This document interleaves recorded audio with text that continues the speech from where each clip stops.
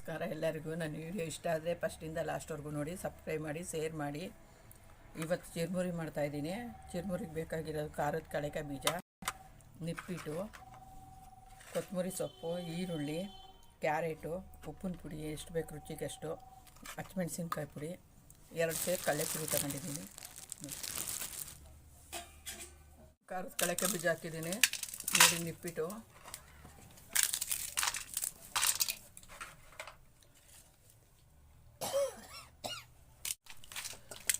ಹುರಿದು ಹಾಕ್ತಾಯಿದ್ದೀನಿ.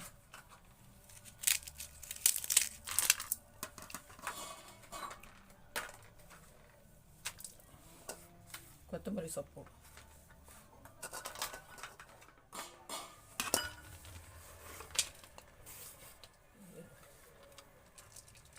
ಕ್ಯಾರೆಟು,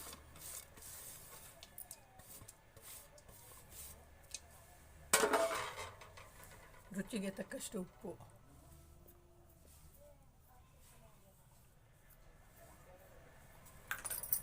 ಮೆಣಸಿನ್ಕಾಯಿ ಖಾರದ ಪುಡಿ, ಸ್ವಲ್ಪ ಎಣ್ಣೆ, ಚೆನ್ನಾಗಿ ಮಿಕ್ಸ್ ಮಾಡ್ಕೊತೀನಿ.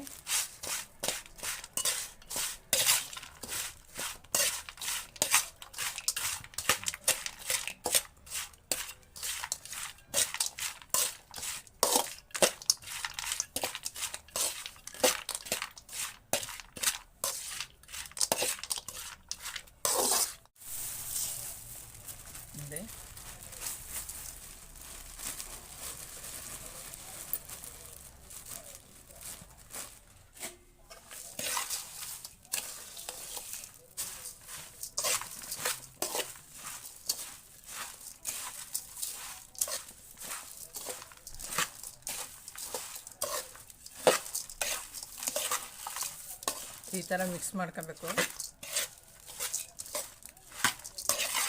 ಚಿರುಮುರಿ ರೆಡಿ.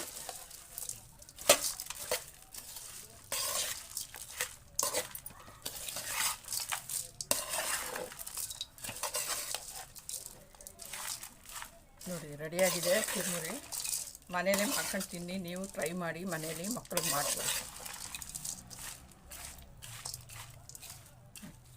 ನಿಂಬೆಹಣ್ಣು ಬೇಕು ಅಂದರೆ ನೀವು ಹಿಂಡ್ಕೊಳ್ಳಿ, ನನಗೆ ನಿಂಬೆಹಣ್ಣು ಬೇಡ ಅಂತ ನಾನು ಹಿಂಡಿಲ್ಲ. ಚಿರುಮುರಿ ರೆಡಿಯಾಗಿದೆ.